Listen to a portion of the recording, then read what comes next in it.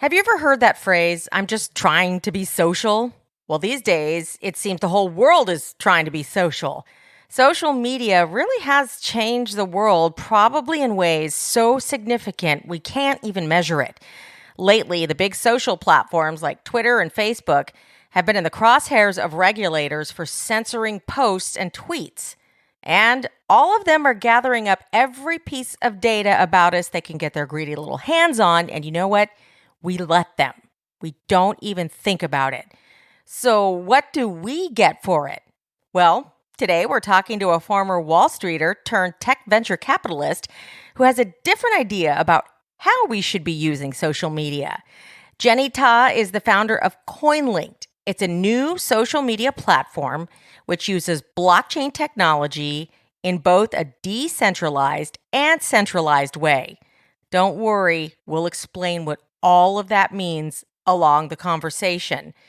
I'm not sure how this is all going to work, but we're about to find out on this episode. Episode 3 of So What About Crypto? So what about crypto? So what about crypto? So what about crypto? I want to thank the team at Malto Marketing and Productions, a full-service ad agency and production company, for sponsoring this podcast and for also producing and distributing the show. I have traveled the world with some of the Malto team shooting my upcoming show, and they have made sure everything about our production is top-notch. It isn't easy shooting in other countries, and when you're the on-screen host, you don't want to be worried about anything but getting the right performance on camera. The team at Malto made it easy for me so I could focus. They handled it all: pre-production, travel, shooting. The list is endless. They even handle all of our web and social marketing. World class all the way. Find them at moltomarketing.com. That's MOLTO marketing.com.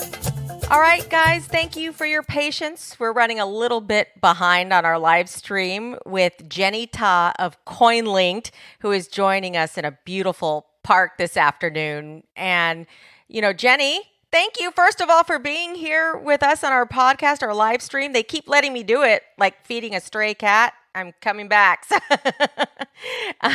I'm joined with my producer and partner, Bill Degnan, as always. Hey, Jenny. And we really wanted to talk to you about Coinlinked, which is your baby. But I know that we've been promoting you coming onto the podcast today and the live stream today. And a lot of people responded on Twitter with all kinds of questions for us. So I just want to let the people know who are watching and listening to our live stream right now. You can hit me up on my Twitter at Elsa Ramon on air. And Jenny, they can hit you up on your Twitter as well if they'd like to, with some questions as well. Do you want to go ahead and give everyone your Twitter? Certainly. Shout out to everybody on social media. Thank you, Elsa Ramon, 2 times Emmy Award winners. Congratulations. And Bill, nice meeting you for having me today. My apologies, as an entrepreneur, I'm always out and about. And so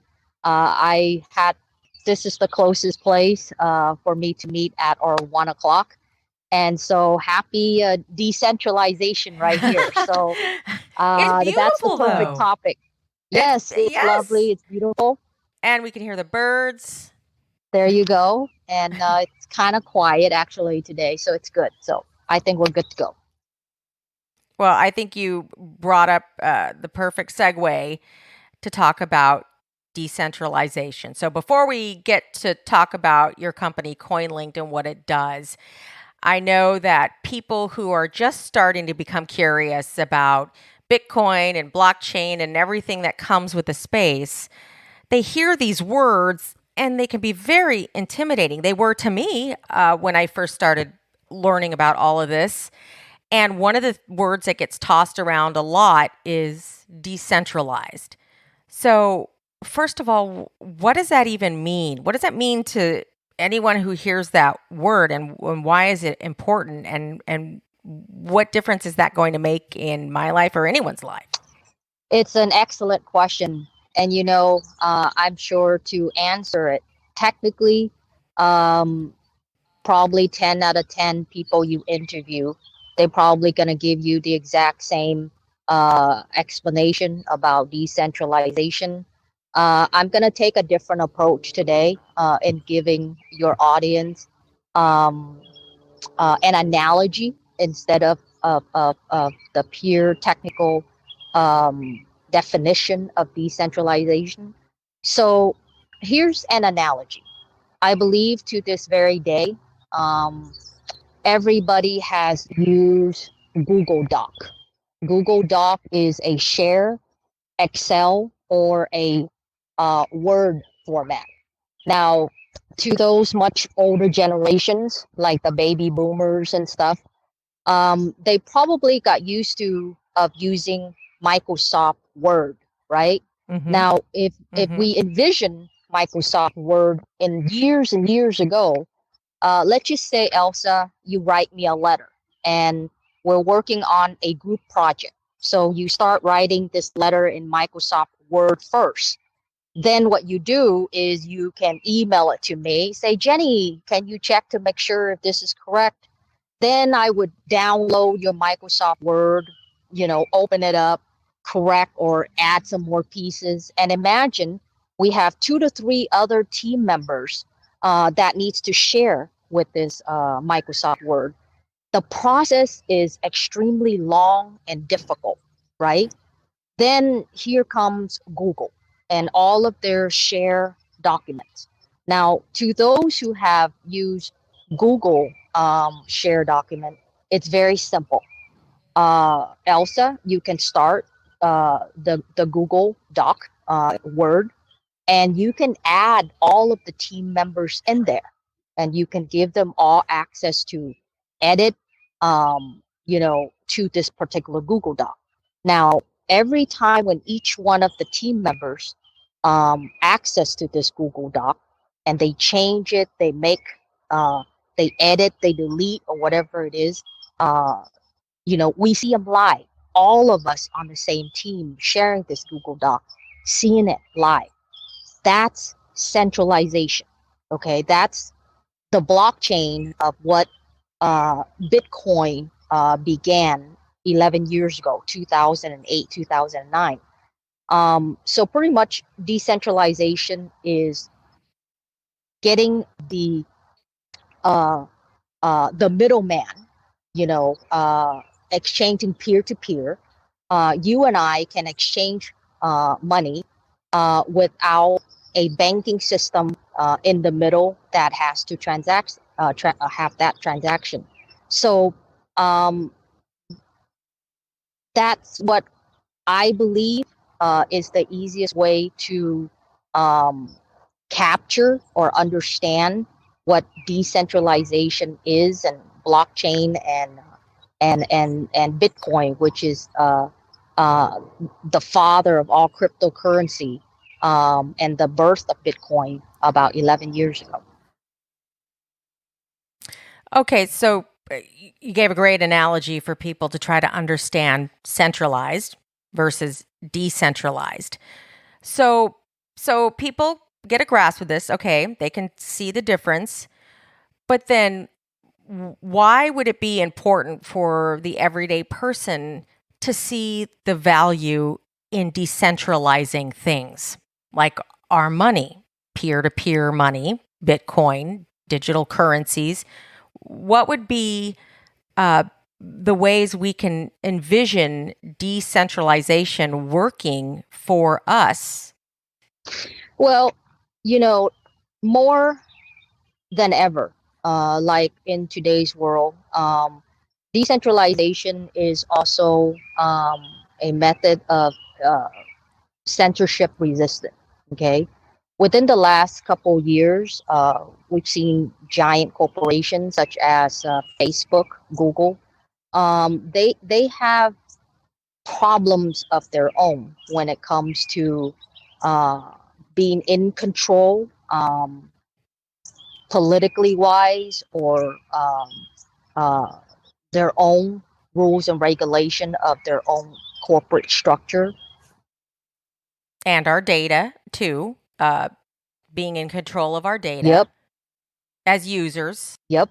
And having the rights to sell those data when they're literally taking it right from us. Obviously, we're using their free platform, and I guess they have the rights, and they've done that, and they make billions and billions of dollars based upon that.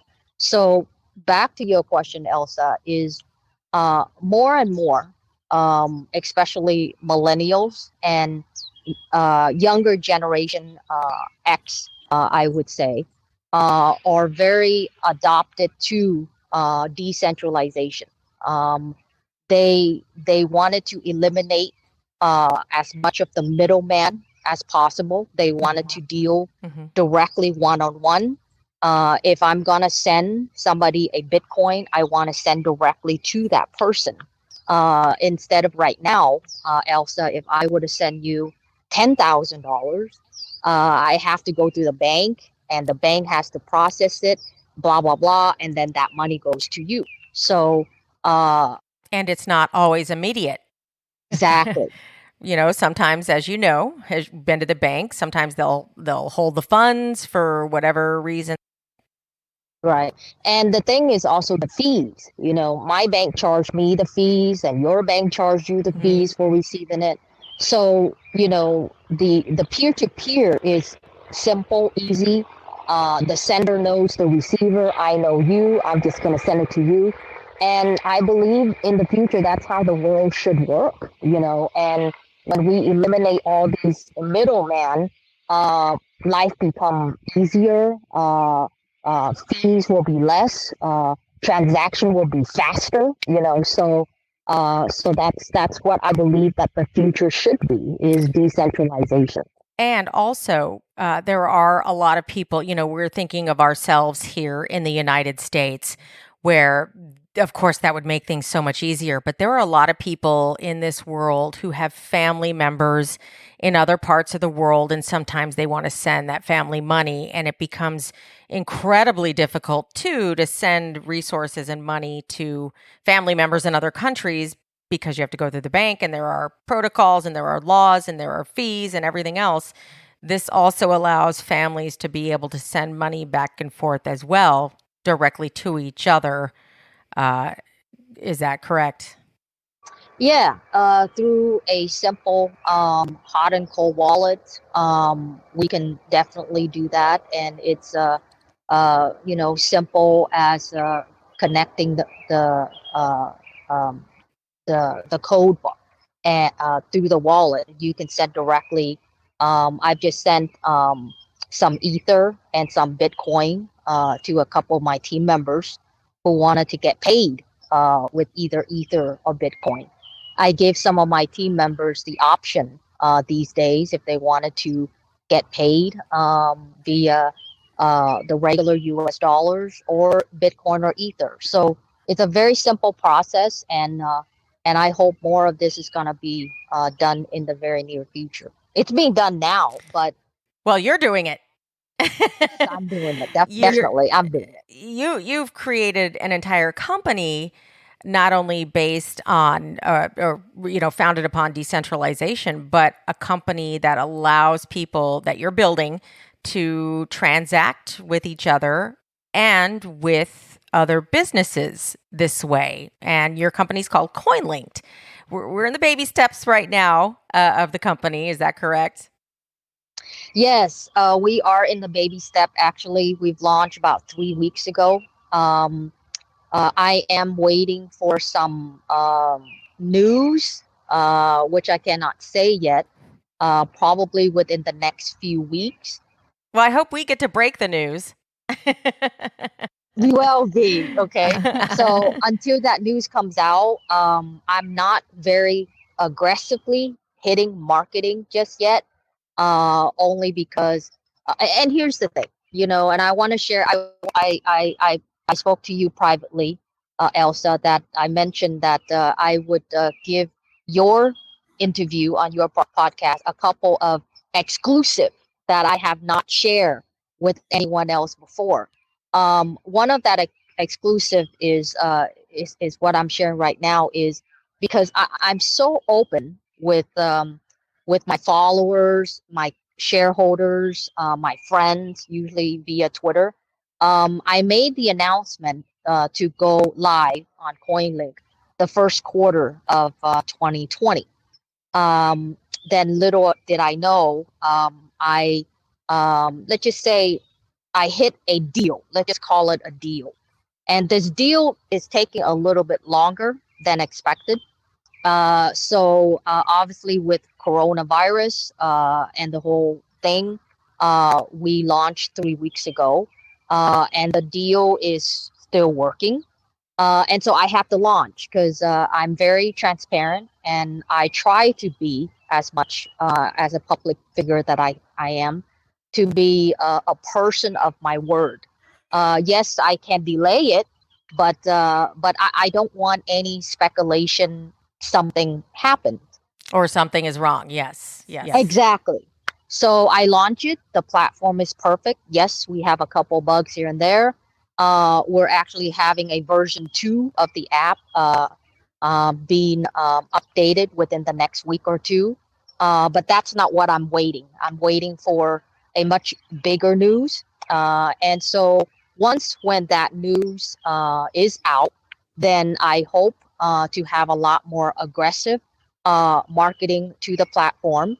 The platform probably would have free and clear of all the bugs. And so that's, thank you so much for asking me about Coinlink. But that's the first, response to your question. Of course, we can go further into what is Coinlink. Well, sure. Let's do that. And yeah, I would love to, because I like that shot. I like that shot. Yes, that's Yeah, there's you. Yes, Right. We're actually right. we're showing Coinlink now, and we're showing it throughout our interview here. So now that we talked about decentralization and defined it for people in terms everyone can understand and maybe appreciate how it might help them in their everyday lives, get ahead a little bit better financially and be more in control financially. Tell me how Coinlinked uses this technology, the blockchain technology, in decentralization, and what can people do if they download Coinlinked, and how can they apply it to their everyday lives? Okay. So to go back a couple of steps, how and when did I come up with Coinlink? Coinlink is basically for entrepreneurs. Okay, we're out there to hopefully resolve problems, or problems that exist, and so we look at the problem and we try to resolve it in the best way that we could. With Coinlink, the problem that I saw going in was adoption, okay, and scalability of cryptocurrency or Bitcoin.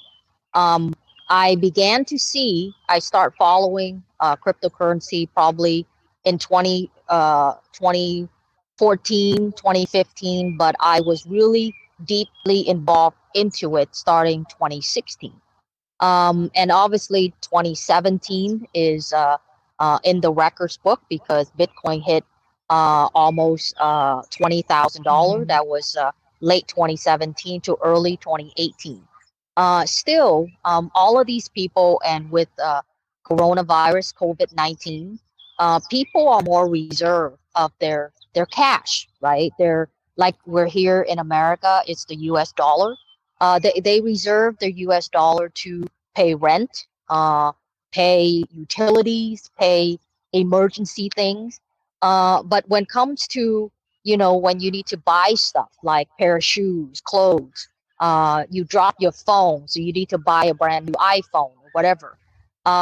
Those kind of things was where Coinlink was born. Okay, everything is done seamlessly on the back. What that means is that Coinlink is a platform where you can utilize any of your cryptocurrency. But right now, we only accept Bitcoin and Ethereum right now. I will probably add a lot more stable coins and cryptocurrency after my big news announcement, hopefully within the next couple of weeks. But for right now, we're just gonna keep it with Bitcoin and Ether. But that's where it is it doesn't matter where, it doesn't matter what website you find this particular item, pair of shoes, a phone on Amazon, a book, or whatever it is. You grab that link and you bring it over to Coinlink. You fill out an order form. On our app, you see the little button called Market.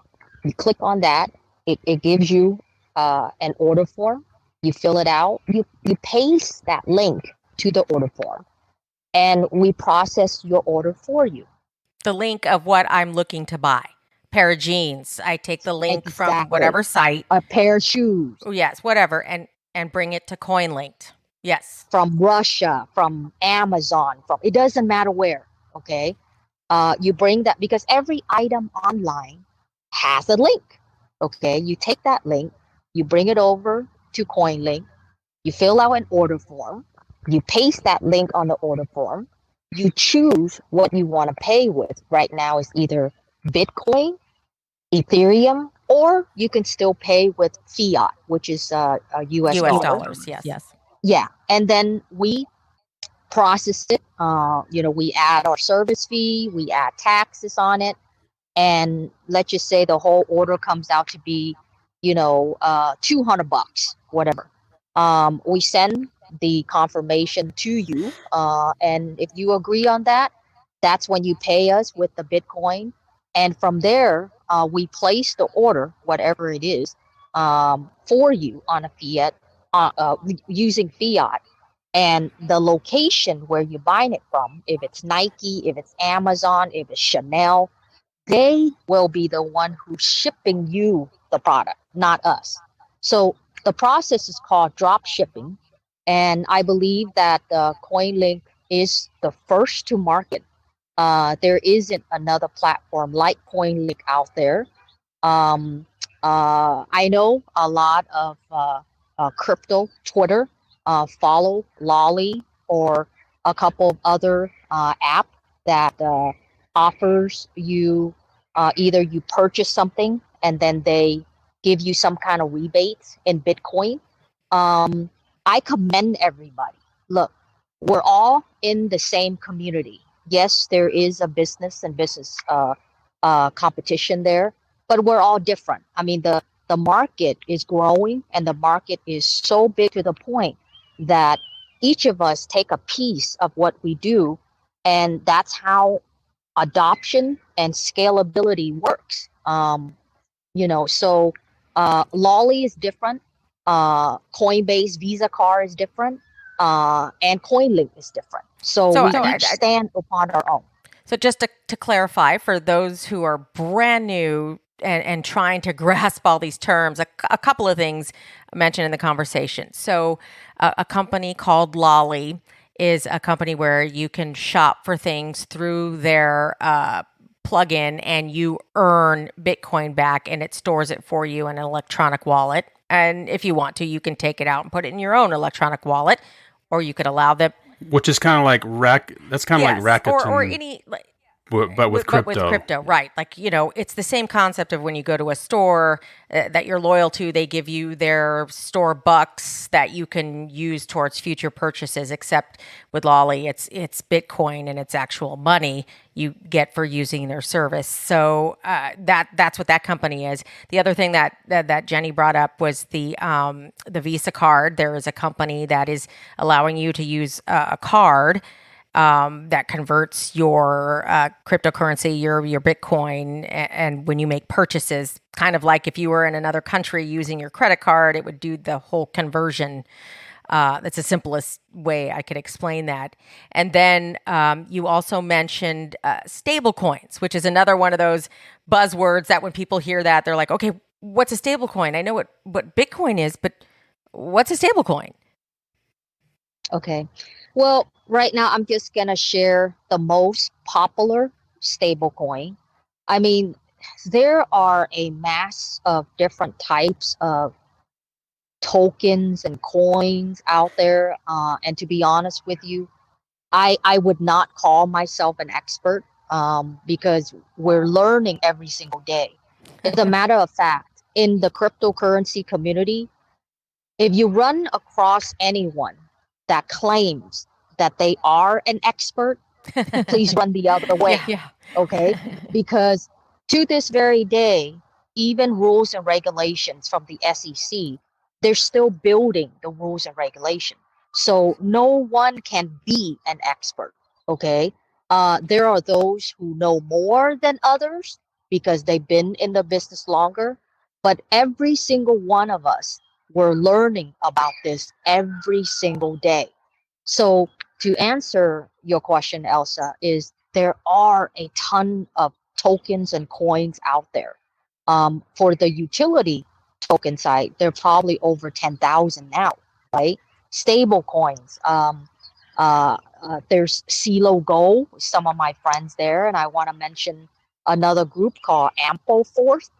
I think their ticker is AMPL. They too have a token, but each of those tokens, some claim that they're not a stable coin, and some are a stable coin. But particularly, I'm going to talk about Tether, which is USDT. Okay, Tether is one of the most popular, well-known stable coin within the crypto community, and they peg against the US dollar. Okay, so it just trade. The reason why people talk about stable coin is because of that exact word. It's stable. It's like it's flatline. So it doesn't go up, it doesn't go down. Does not have the volatility that many people hear about with Bitcoin and some of the other digital currencies. Right. It's just equal with the dollar. Yeah. Right. But there's a plus and a minus when it comes to stable coins, though. It depends on how you want to use the stable coin. But let's just say for traders, like I'm a trader. I mean, stable coin would drive me crazy because I would say, why would I want to spend $100,000 on stable coin and just let it sit there? It would drive me crazy, right? I would rather spend my money like Bitcoin or Ethereum. I'd rather have it spike up or spike down. I mean, that's the volatility is what I love. Okay, so but that's pretty much a stable coin. For those who are new to your network or new to the community, I would highly recommend that you Google and you read about USD, that is the US dollar, and then the letter T at the end. It stands for Tether. So USDT. Yeah, that's it. So that's one of the most famous stablecoin. So I know, Bill, you wanted to talk to Jenny about some of the properties of her company, Coinlinked, and it's a very important issue, especially right now.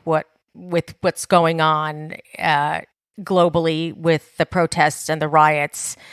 And you paid a lot of attention to privacy on Coinlinked. I think it's privacy and then censorship as well. I mean, that's a big deal in the social media world for sure in the past week or so with, Twitter sort of tagging some of the things President Trump has said. You even see things like YouTube, sort of censoring things in favor of the Communist Party in China.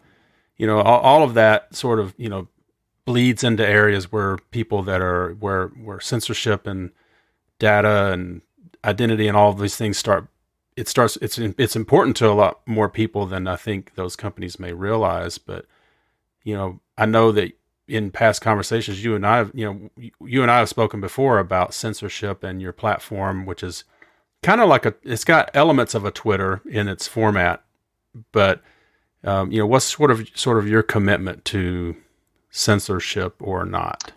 Yeah. Thank you, Bill. It's a great question. That is also another reason why I built Coinlink. Because within the last couple of years, on the current centralized social network, Facebook, which I don't use, I use the most is Twitter. Then second to that is Instagram. But since I've launched Coinlink, I kind of dropped Instagram. I'm only using Twitter and my own right now, obviously, right? Of course. So when I was using the centralized platform, for example, Twitter, many times I felt outrage because I get banned. Like I had a verified account, and I just posted a video that I was on the LA traffic, and it happens to have a Jennifer Lopez song in the radio. I was in my car, and I got banned for that. And one time shot, they never look back. They say bye, Jenny. And so even though I try to get it back, I didn't. I lost it. And then there were a couple more times when they banned the current accounts that I have for practically no reason at all. And I find it, that's crazy. So all of these things, along with my own personal experiences along the way, and what Bill just asked, and then the knowledge of blockchain and decentralization, I formed Coinlink with censorship resistant. Okay, what does that mean? That means that I believe in the freedom of speech. I believe in, you have your freedom, your own free will. But what I don't believe in is the manipulation and of fake news. Okay, so and I don't believe in, like, for example, in the Bill mentioned with the stance of President Trump versus Jack Dorsey and the stance of Mark Zuckerberg. I did send now a tweet that as a citizen of the United States, I would stand on the side with Jack Dorsey. Okay, as the owner and founder of a social network that I am, I wanted to hold back. I still wanted to hold back my response until I have to deal with it right on my platform. Right now, those situations are not on my platform, so I'm just going to speak from a standpoint of a U.S. citizen. Okay, but back to Coinlink, is that I believe in freedom of speech, but as long as you speak with respect and you speak with logic, you speak with reasonability, you just don't drag out fake news and start spreading it out on the platform, and especially when it can damage your own country's democracy. Okay, so that's one part, Bill. Another part that I built Coinlink was, of course, having social media platform. There are a ton of bots. Okay, Twitter has a ton, Facebook has a ton, Instagram has a ton, and I figure it out. I believe these other founders, they know too. I mean, I'm not claiming that I'm Einstein or I'm a genius. No, I'm not. I believe that they also know too, but I just happen to be the one who executed. Okay. What does that mean? For example, everybody's talking about how do we get rid of all these bots? How do we, distinguish between Russian bots, China bots, bots of all kinds? And I say, well, that's simple. I mean, think of it this way: bots, no bots, right? Right now, on all these other platforms, they only verify the celebrities, the well-known people, or the influencers, but that's a minimal number of people. That's why you have the mass of bots going around. Now imagine I reverse the psychology, right? For every user who wants to prove that he or she is a real person, that you're not a bot. Imagine if my platform, let's just say I have 10 million users, and I verify all 9 million users. Everybody has a verified checkmark. Of course, I can have different colors. Celebrities could be blue. uh, um, reporters or journalists, could be red. I don't know, different color, but we're all verified. That leaves the minority who do not want to verify or chooses not to verify. They're probably bots. And so if that's the case, we don't need to worry about them. We worry about the 9 million out of the 10 million users that, let's just say, Coinlinked has, and everybody's verified. So that's another thing on my platform, Bill, that I take pride of doing. And besides verify, the current platform, Elsa, I know you had a verify account before, and I have a verify account right now on Instagram. Mm-hmm. I used to have one on Twitter. They demand for you to use your real name. Like, I have to use Jenny Ta, I have to use my real profile. On my platform, the person only need to share that with the company. And if you wanted to use Bitcoin King, or you want to use, Ethereum Queen or Princess or whatever, we will verify you and we will let you be the anonymous person that you are. But if you're verified, people see that you're verified. They know that your account, behind that account, there's a real person. Right, and not a bot. Which effectively, when you eliminate the bots, you eliminate a lot of the dissemination of fake news and harmful news and that type of thing. It's great. It's a great idea, and different levels of verification. So I mean, this is why you call Coinlinked a social marketplace, because I was going to say that's the combination where you get this decentralized platform like Twitter, and then a place where you can shop as well. Right. Yes. Ours is a social marketplace. Our users don't list stuff. Bill mentioned something about, I know you have a profile on Coinlinked, Bill. You mentioned that it looks a little bit like Twitter, which is true. I morphed 3 different platforms into one. Yes, Twitter, because again, I'm on Twitter the most. That's my number favorite 2 is Instagram, obviously. And number 3 is obviously Amazon. So I morphed the 3 into the platform of Coinlink that we have. And to those out there say, oh, Jenny, you're just copying others. And I say, you know what? Look, in the tech world, everybody copies everybody. And I can bluntly say right now, the king of copying is actually Facebook. And I'm willing to say that.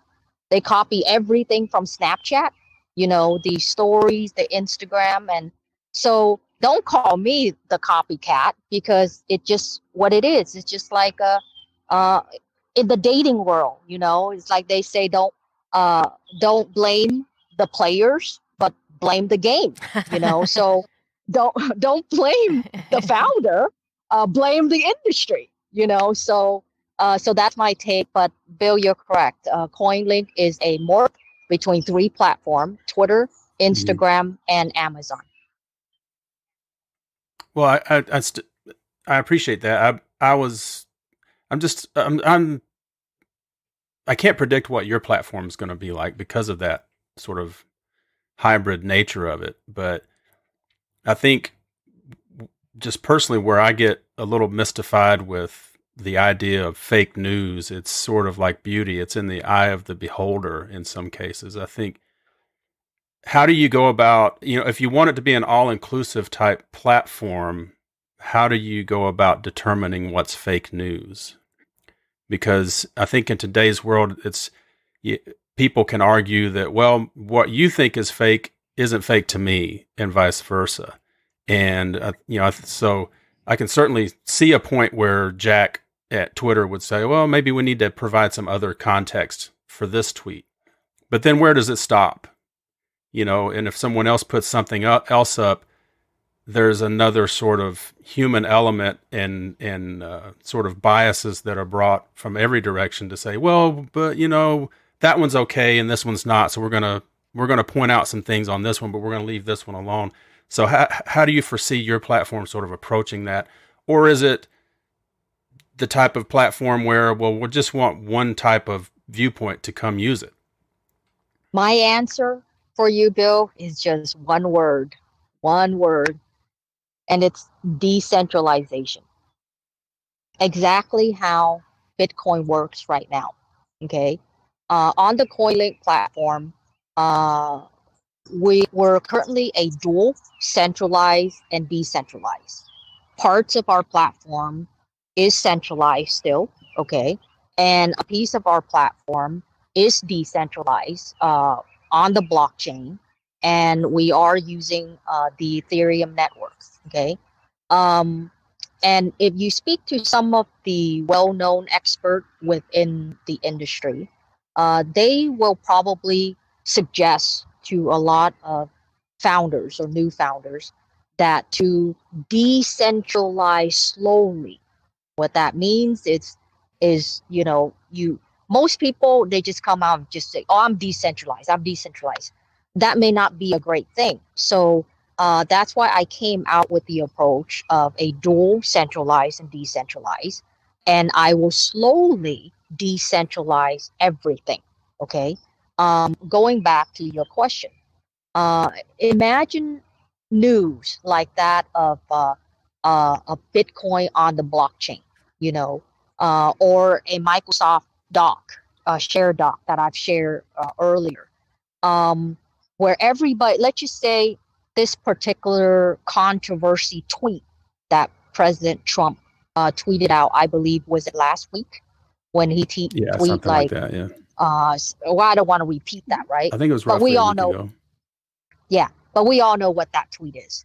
And Jack Dorsey took his stance, very controversial. And then Mark Zuckerberg took his stand, very controversial.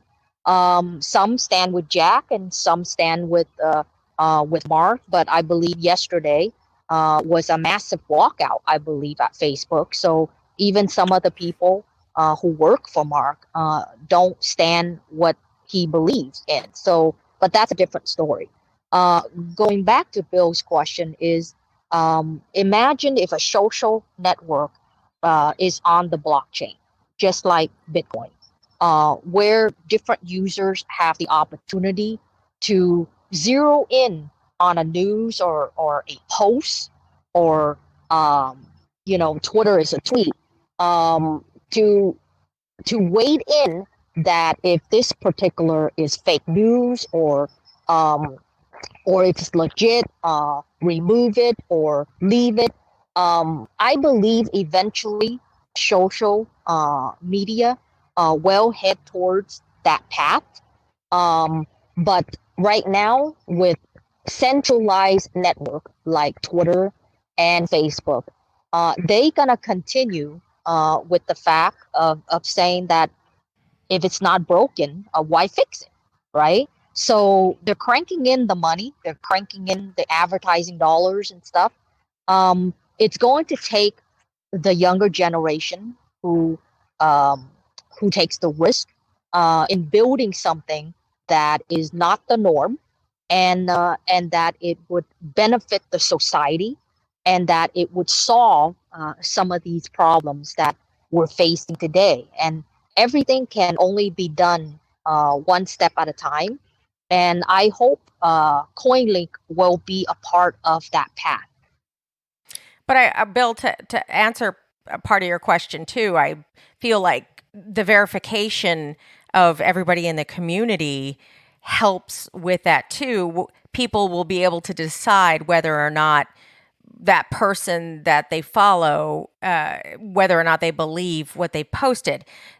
I don't believe, Jenny, and you can correct me if I'm wrong, you're not talking about taking off anybody you feel that has fake news. Like Bill said, it could be a matter of opinion.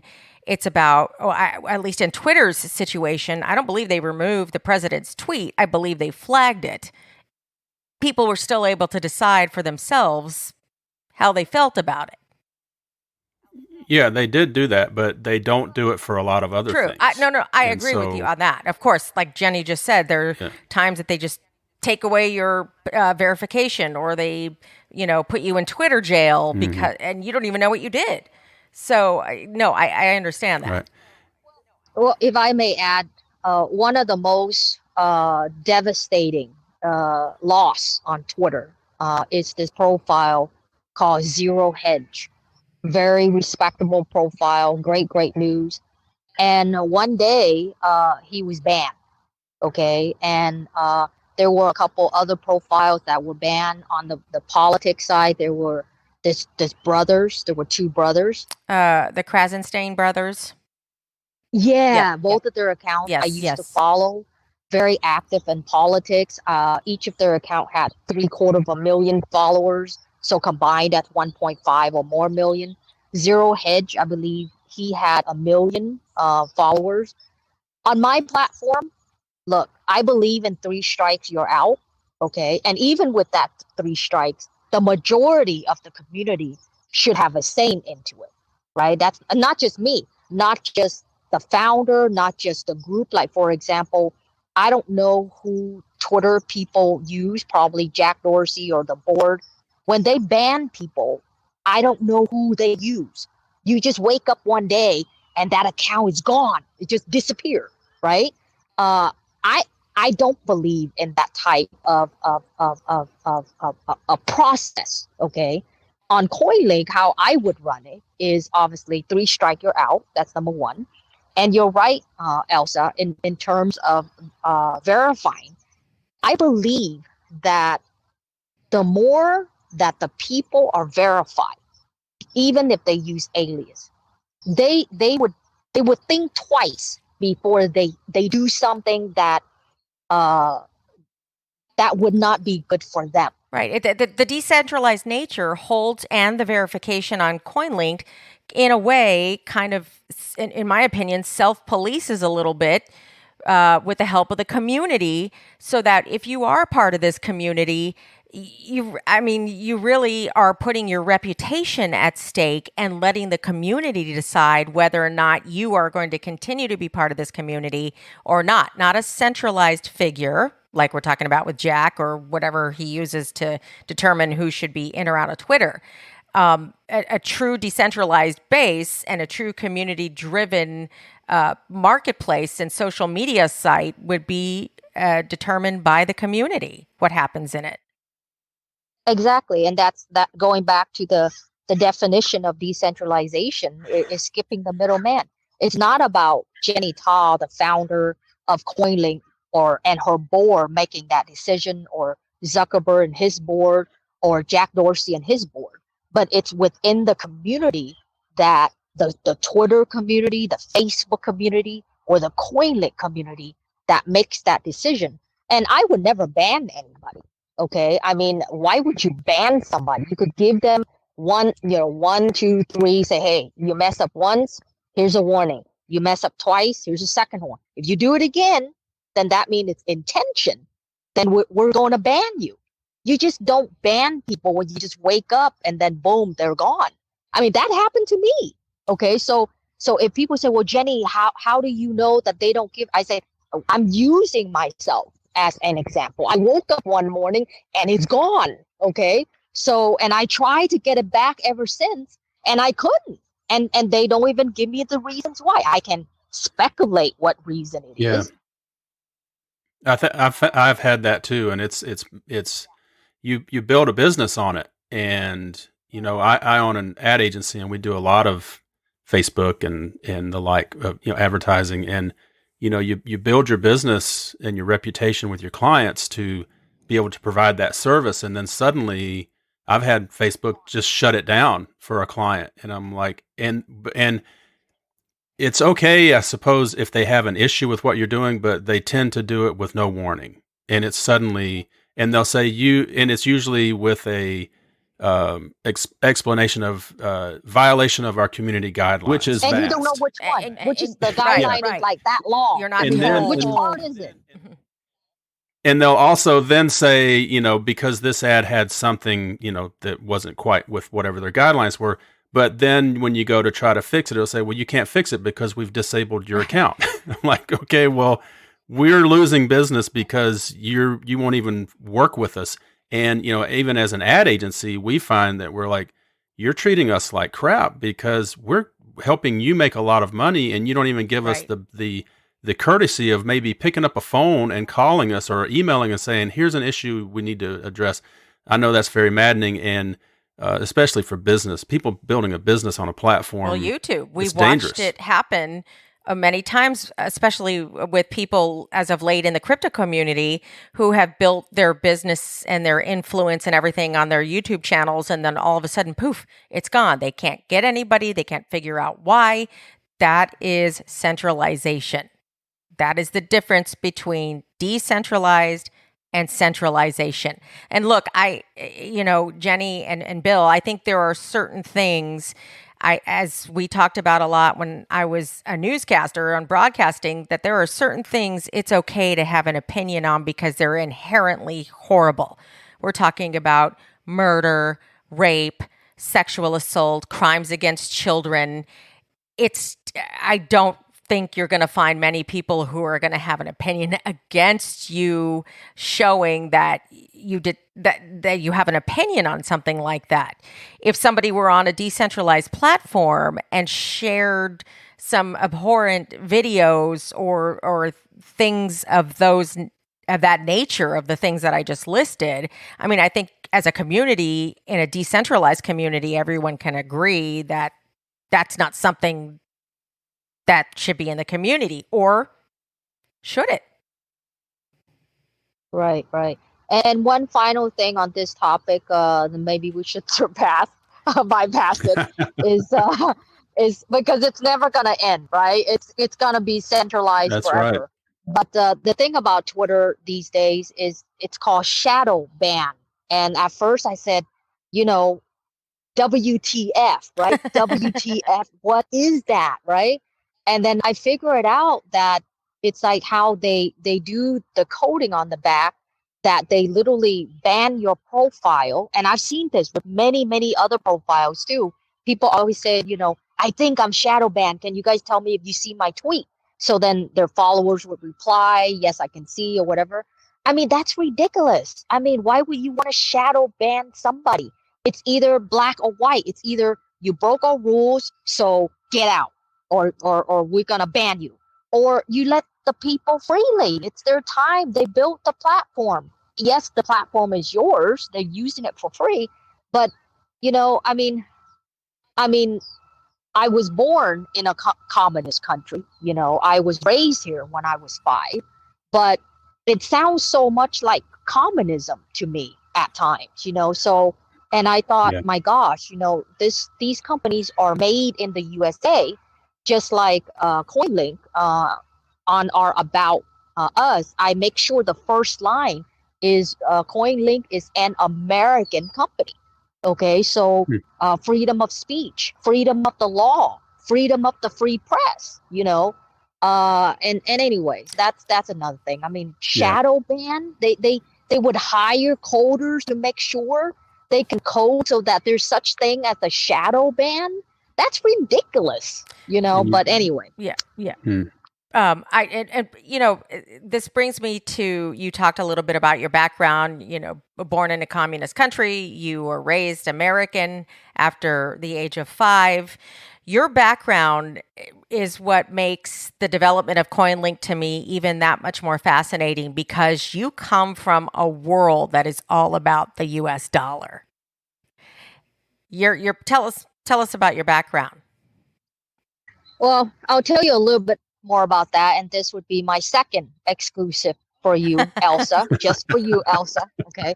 I've never ever shared this before with anybody, but I did write it in my book, Wall Street Cinderella, but I will take out a piece of it for you. Many journalists, actually, many columnists, reporters, they did ask me, but my response has always been that you can read it in my book, Wall Street Cinderella. But anyway, I will share this with you. But my book was, I have not released my book yet because there's a pending movie deal. And so I wanted to release the book and the movie at the same time. So people don't have my book to read it anyway. So this is really exclusive of the exclusive. The thing about my background is that, yes, I was born in the midst of the Vietnam War. Saigon fell 1975.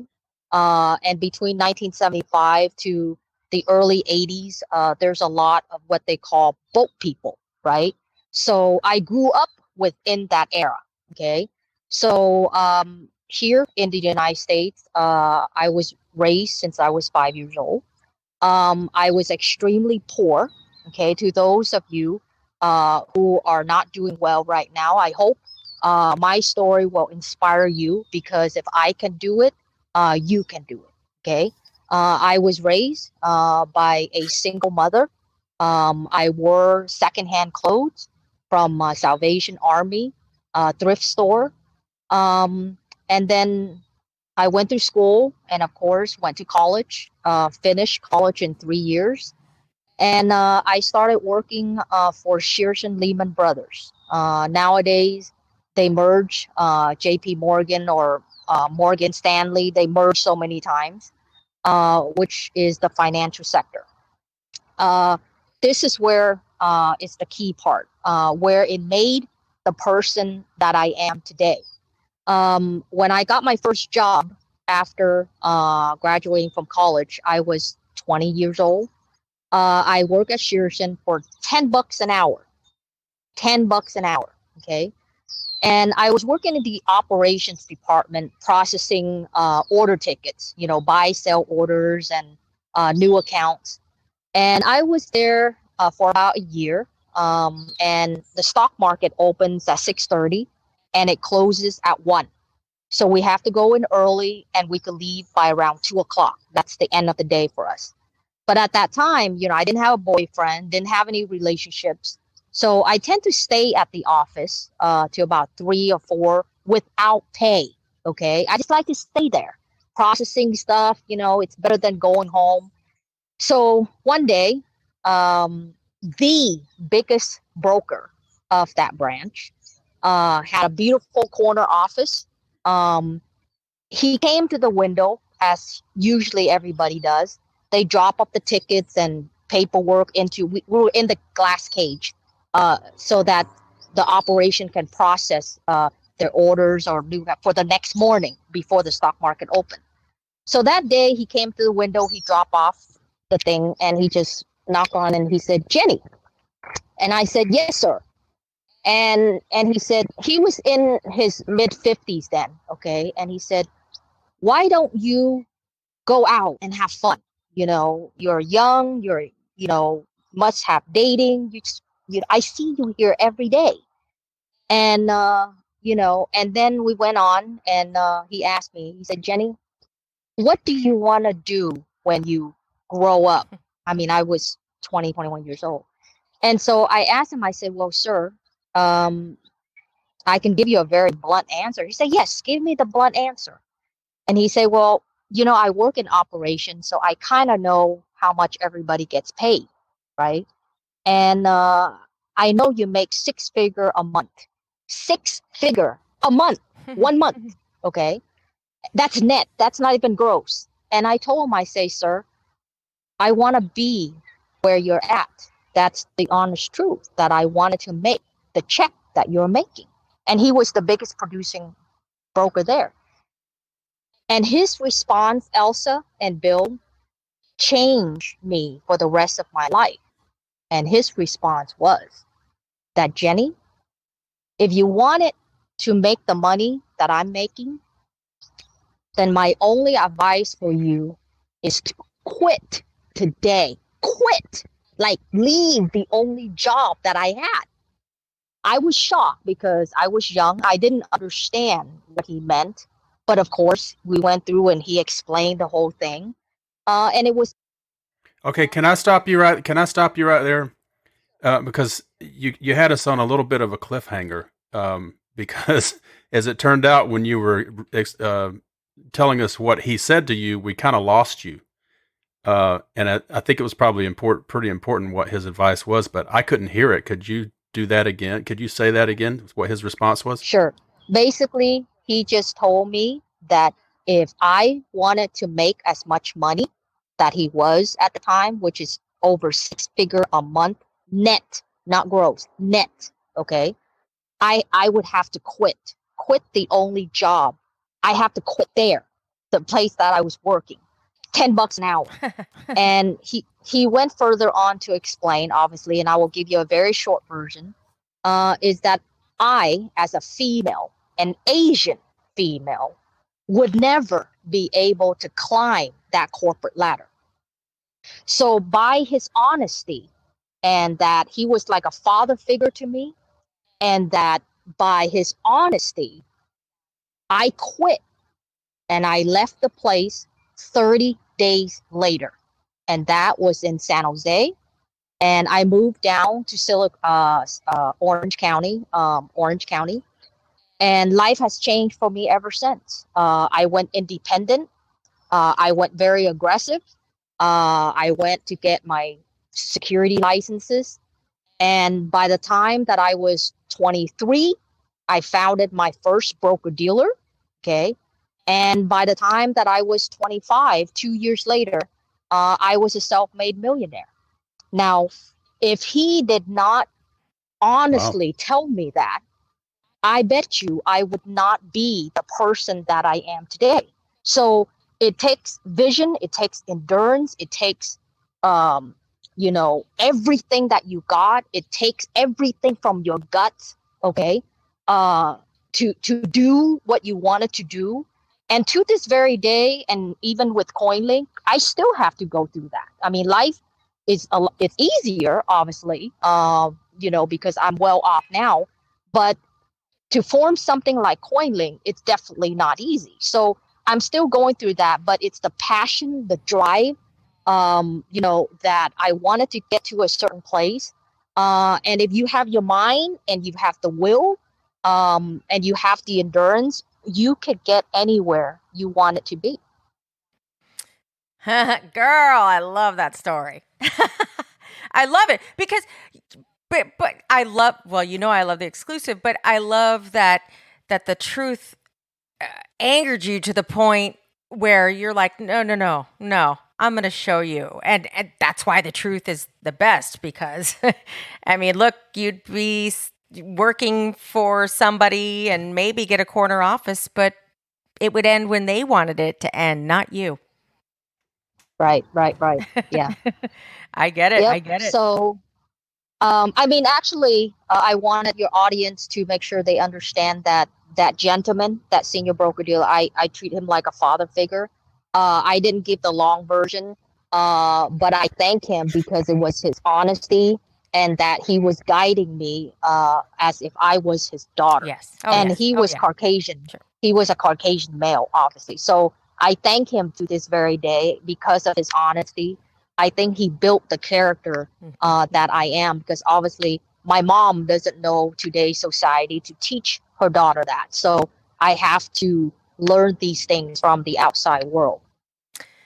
Jenny, I can't thank you enough for being here with us today. It was such a pleasure to talk with you, learn about you, what motivates you, because I think that's important for people who are learning about this space and learning about the products that are available out there. What's behind it, who's behind it, and what the motivation was that got you here today. So thank you so much for being honest. Thank you for the exclusive, and thank you for the time, especially for being with us. Well, Elsa and Bill, thank you so much for having me. It's such an honor to be here with you guys. I'm sure we will have future calls again with updates, because I'm always going to give you the exclusive, Elsa. Yes, we'll be checking in for sure. Yes, right. And my last few words to the crypto community, the blockchain community, is obviously I do ask for your support. I only launched Coinlink, as you hear. You heard the story from me today. I am as genuine as I can be on Twitter or in real life. I built Coinlink with all that I've gotten because I wanted to help with adoption and scalability.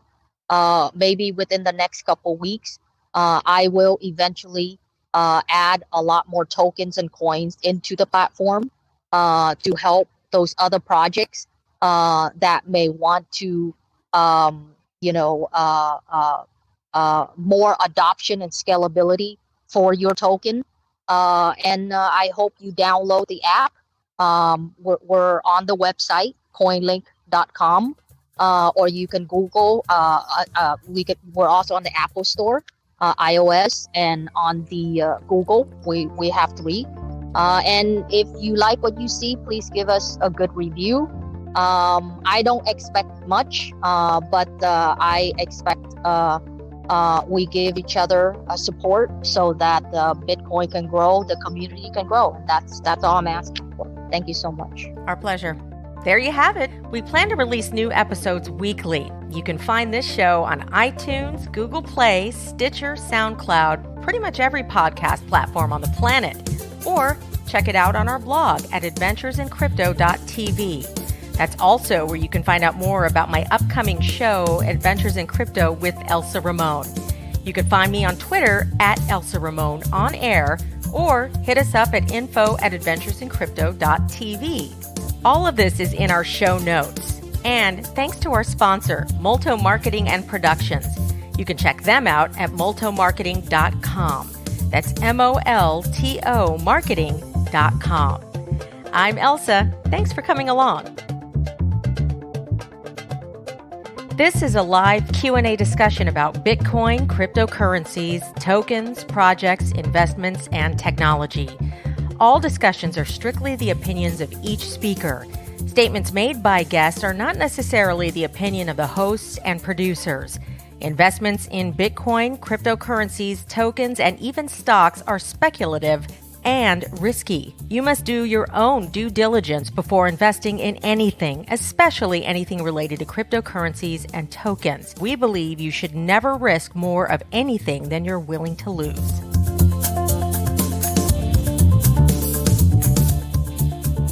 So what about crypto?